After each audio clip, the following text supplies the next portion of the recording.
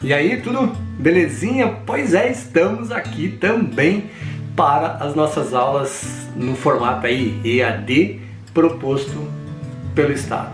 É o jeito que nós temos aí de contornar a ideia aí da quarentena. Não é o ideal, não é aquilo que eu prezo, mas é o que nós temos para esse momento. Então vamos fazer aí um ótimo uso nas nossas conversas, beleza? As nossas aulas que aconteceram, nós fizemos o quê? Demos aí uma nivelada, chamamos aí nivelamento, para que todo mundo chegasse mais ou menos no mesmo patamar e a partir daí a gente seguisse viagem. O que é que nós falamos nas aulas passadas? Falamos sobre a formação do universo, ou seja, a grande explosão ocorrida do Big Bang. 13 bilhões e 700 milhões de anos antes de nós.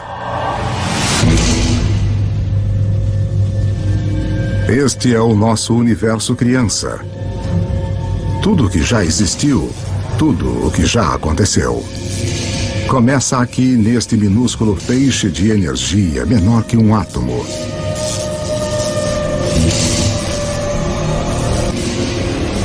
Por razões que talvez nunca saberemos, o nosso universo de repente estoura.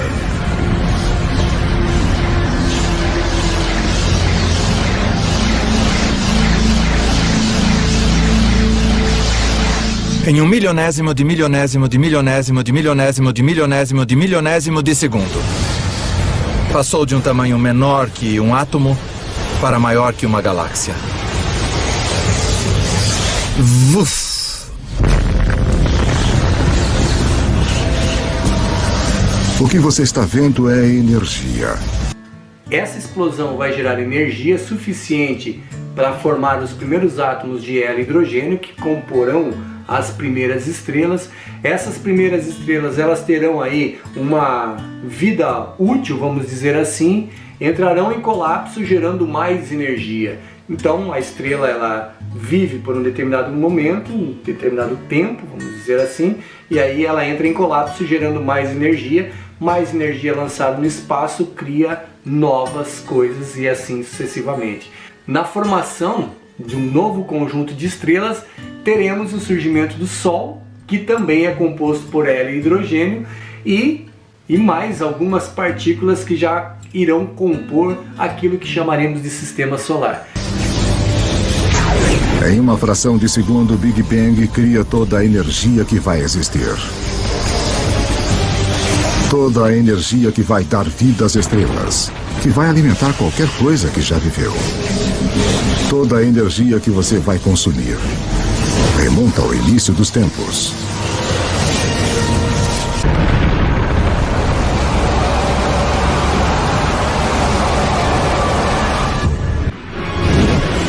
Você está prestes a testemunhar o nascimento de seus ancestrais originais.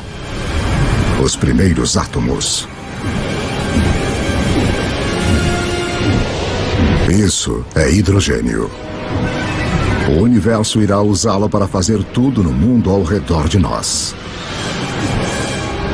O hidrogênio é como um time de beisebol. Você diz, com qual jogador eu quero começar a minha equipe? Bem, se eu quiser iniciar um universo, eu quero começar com hidrogênio.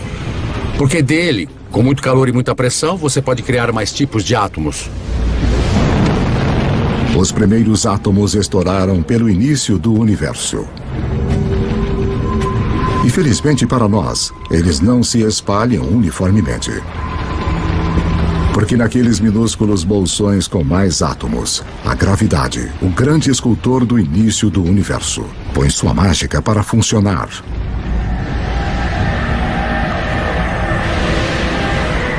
As primeiras galáxias estão começando a se formar.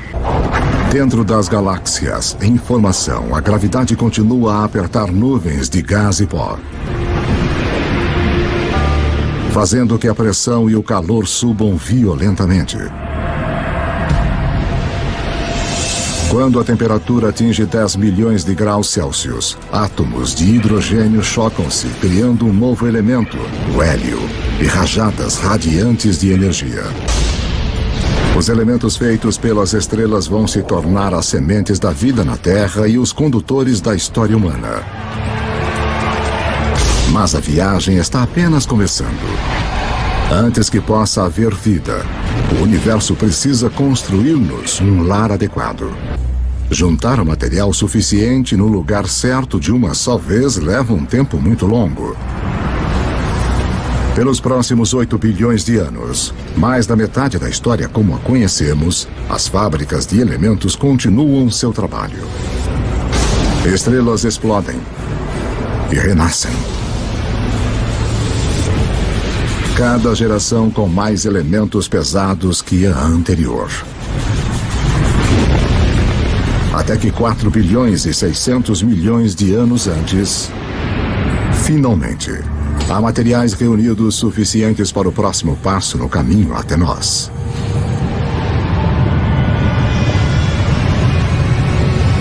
Uma nova estrela nasce. Esse é o nosso Sol. Ele é tão grande que reúne 99% do gás da poeira do Sistema Solar. Mas ainda há o suficiente para a gravidade criar outras coisas como os planetas.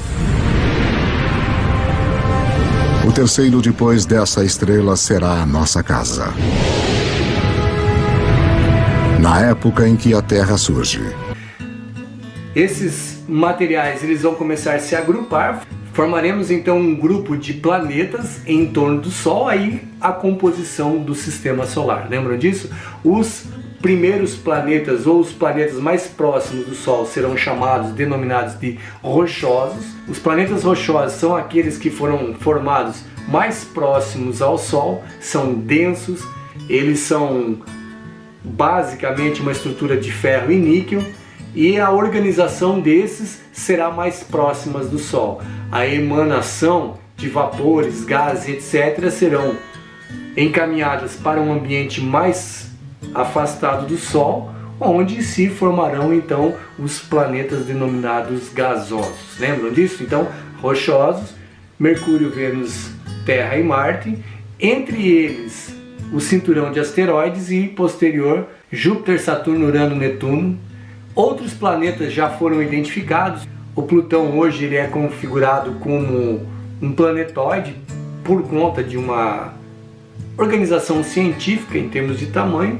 E aí nós temos os satélites naturais, a Lua e etc. dentro desse composto dos planetas. Pouco mais de 4 bilhões e meio anos antes, 2/3 da história do universo já se passaram. As primeiras auroras nascem no planeta alienígena em formação. Um mundo que gira tão rápido que um dia dura apenas 6 horas. Quando você volta para a Terra primitiva, logo após a formação do planeta, você precisa pensar na Terra como outro planeta. O Sol teria revelado uma cena miserável de lava derretida. E em alguns lugares você veria rocha preta vulcânica boiando. O material mais leve flutua em direção à superfície e forma uma crosta sólida.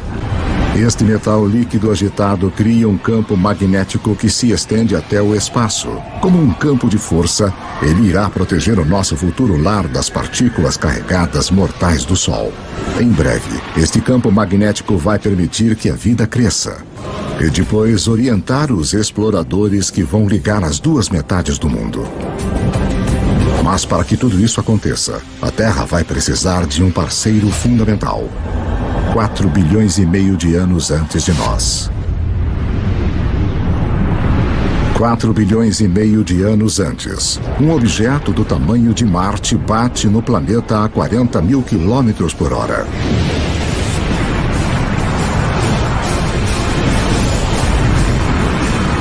A Terra absorve grande parte do objeto.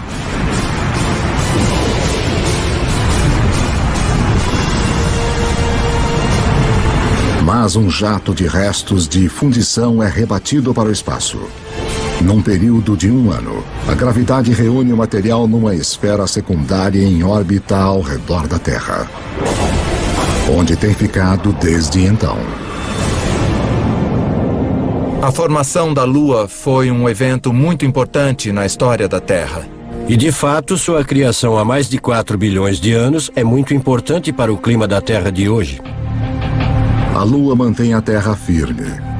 Sua força gravitacional evita que o planeta balance, salvando-nos de terríveis oscilações de clima. E a colisão que formou a Lua deixa a Terra inclinada em seu eixo, dando ao planeta um ingrediente-chave para a vida: estações do ano.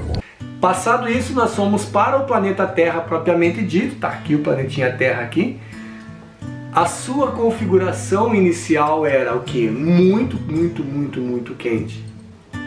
Temperaturas elevadíssimas, a superfície lava por todo o seu conjunto e nós não temos a possibilidade de vida nesse contexto inicial. A segunda fase, o que acontece? Ela começa a resfriar-se e vai criar então no seu entorno a chamada crosta terrestre.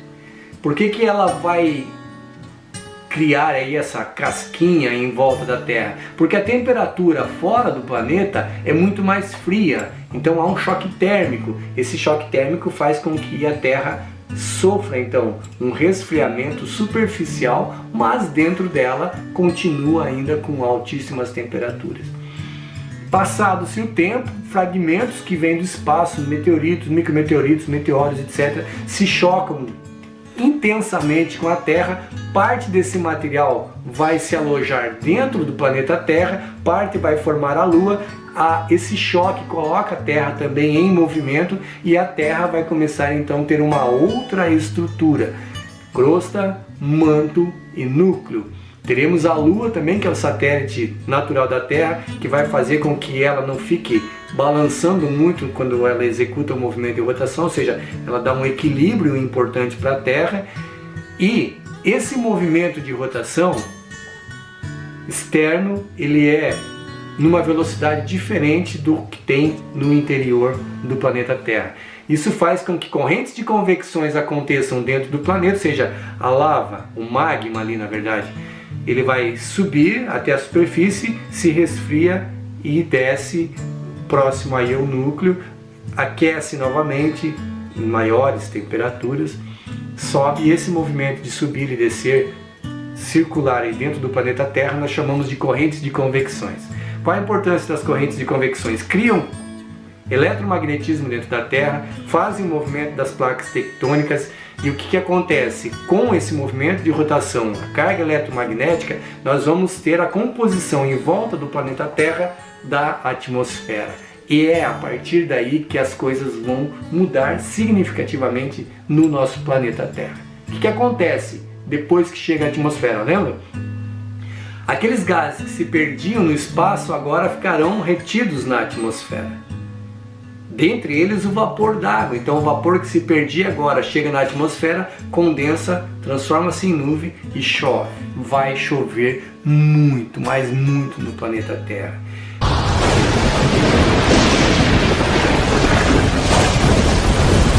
Por milhões de anos, enquanto o planeta esfria, a chuva cai, formando poças, lagos e, eventualmente, os nossos oceanos. Umas bactérias muito especiais descobriram como usar a energia do Sol para viver. Ao fazer isso, elas também criam o resíduo mais importante na história do mundo: oxigênio. Logo, o oxigênio vai recriar o nosso mundo. Mas primeiro, ele tem outro trabalho importante a fazer. Os mares antigos da Terra estão cheios de partículas de ferro. E todo mundo sabe o que acontece quando o oxigênio encontra o ferro. Eu sou uma pequena bactéria. Eu já produzi esta molécula de oxigênio. E aqui está um grande pedaço de ferro e pronto, eu o enferrujo. Esse ferro enferrujado se junta no fundo do mar. Após bilhões de anos, esses enormes depósitos ressurgirão e se transformarão nas principais fontes de ferro e aço do mundo. Foram esses depósitos de ferro que, mais tarde, deram vida à Revolução Industrial. Agora, a vida dá um salto gigante. Pela primeira vez, algumas bactérias aprendem a viver no oxigênio. Cada respiração humana é um ritual de 2,5 bilhões de anos. Oxigênio é um divisor. Ao domar o seu poder, a vida encontrou uma maneira melhor de revigorar-se, 20 vezes mais eficiente do que qualquer coisa usada na Terra antes. O que a vida faz com toda essa energia nova será a história que leva a nós. Com o oxigênio vem uma camada de ozônio, protegendo-nos da radiação perigosa. Outra característica importante é, na camada da atmosfera, dentre os gases que compõem essa atmosfera, nós temos o ozônio. O ozônio tem a característica do quê? De filtrar os raios ultravioletas. Chegam muitos raios ultravioletas, passam pelo ozônio reduzidos, aquecem a superfície e o excedente volta novamente para a atmosfera. Só que o ozônio, ele filtra de fora para dentro e vai filtrar de dentro para fora. Não deixa esse calor sair e vai criar aqui entre a superfície e a atmosfera aquilo que nós chamaremos de efeito estufa, equilibrando então o que? A temperatura média do planeta. Muito importante, porque nós não teremos oscilações de muito quente e muito frio. Nós teremos uma temperatura média no planeta Terra. Então a formação da atmosfera, ela é vital. Formam-se as nuvens, chuvas, relâmpagos e raios sobre a água. Essas descargas elétricas contribuirão para a formação de quem? Dos aminoácidos, primeiras formas de vida no planeta, que irão se tornar cada vez mais complexas, desenvolvendo então o ambiente marinho. Depois desse ambiente marinho, os anfíbios e o surgimento posterior dos répteis, depois dos répteis, as aves e a constituição de vida plena no nosso planeta.